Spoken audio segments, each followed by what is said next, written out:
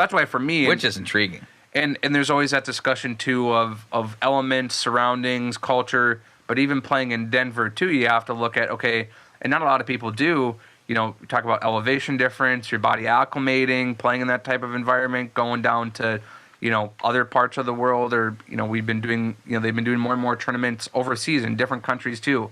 So you factor all that in and all the travel time, you know, and again, just playing at that elevation, I think that's, again, one just element, not saying it's end all be all, but it's one element that, I mean, maybe it's really allowed him to tap into something different in his game. The Spurs and Golden State are in the mix too, to be in that 10 realm of the West. There's really 3 teams, Portland, Utah, and New Orleans, that are, it was a good run already where you can say goodbye to them. Yep. But what's interesting, what I'm wondering is at 21 and 19, Minnesota's largely been scuffling. It's been frustrating for a lot of those around the club, seeing some weird trends and giving up leads and blah, blah, blah. And, you know, the defensive play has been questioned, et cetera.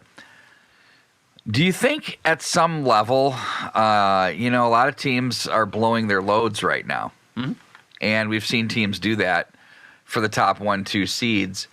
Do you think maybe this is playing into a situation where they'll be a little more versed with a bit of a chip? Maybe if they can slip into a 4, 5, 6 seed and go after it? Not blowing their loads? Was that okay that I say that, Doc? You said it twice, so yes. Yeah.